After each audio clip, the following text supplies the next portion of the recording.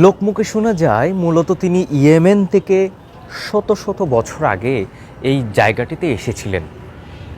তিনি এখানে এমনভাবে নসিহত করে গেছেন যেন তার মাজার কোথাও করা না হয়।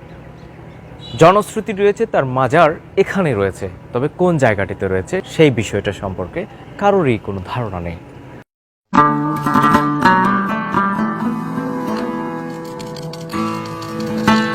আকবর শাহ জামে মসজিদ। এই মসজিদটি অত্যন্ত দৃষ্টিনন্দন ও অতীব প্রাচীন একটি মসজিদ।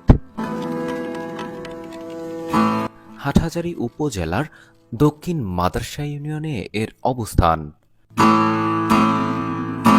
হযরত আকবর শাহ রহমতুল্লাহ নামে এক দরবেশ এই মসজিদটি নির্মাণ করার তথ্য পাওয়া যায়। প্রথম অবস্থায় মসজিদটি ছিল মাটির, তবে কালের পরিক্রমায় বর্তমানে এই মসজিদ উপজেলার অন্যতম সুন্দর ও আধুনিক নির্মাণ শৈলীর একটি মসজিদ। এই মসজিদটির সৌন্দর্য এতটাই আকর্ষণীয় যে প্রথম অবস্থায় যে কেউ পর্যটন স্পট মনে করতে পারেন। মসজিদের আশপাশ অত্যন্ত সাজানো গোছানো ও পরিপাটি। সুন্দর, মনোরম ও শান্ত একটি পরিবেশ সবসময় এখানে বিরাজমান। জনশ্রুতি রয়েছে বিখ্যাত এই দরবেশ সুদূর ইয়ামেন থেকে ধর্ম প্রচারের উদ্দেশ্যে বাংলাদেশের চট্টগ্রাম বিভাগের হাটহাজারী উপজেলার দক্ষিণ মাদার্শা ইউনিয়নে বসতি স্থাপন করেছিলেন।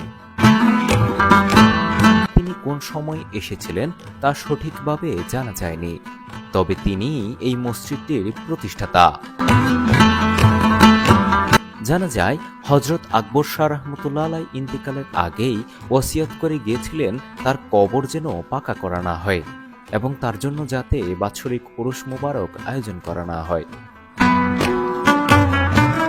এর ফলে তার কবর কোন জায়গায় সেটিও চিহ্নিত করা সম্ভব হয়নি। এলাকাবাসীর মতে অনেক মানুষকে তিনি স্বপ্নে দেখিয়েছিলেন তিনি মসজিদের আশেপাশেই শায়িত আছেন।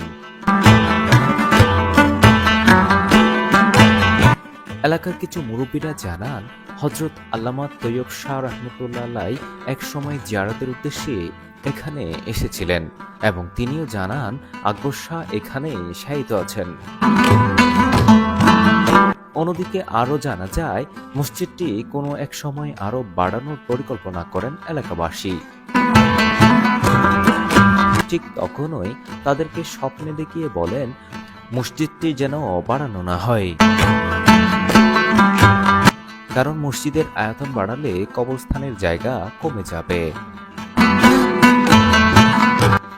আকবর শাহ জামে মসজিদটি ঠিক কখন স্থাপন করা হয় এর সঠিক তথ্য পাওয়া যায়নি, তবে আধুনিক নির্মাণ শৈলীর এই মসজিদ ও কবরস্থানের আশপাশ এত সুন্দরভাবে নির্মাণ করা হয়েছে যে কারোই চোখ আটকাবে।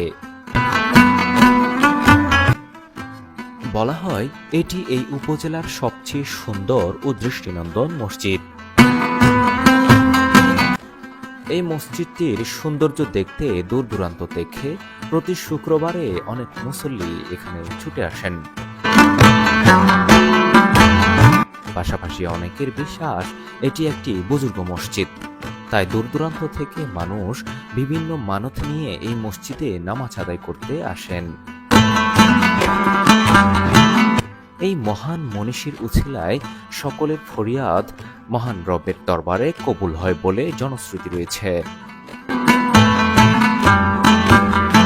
মসজিদের ভিতরে বাইরে চমৎকার কারুকাজ করা, দেখতে অনেকটা আরব দেশের মসজিদের মতোই। আশপাশ আরবের চিহ্ন, খেজুর গাছও রয়েছে। রয়েছে নানা সৌন্দর্যমণ্ডিত ফুল গাছ। মসজিদের সামনে রয়েছে একটি পুকুর।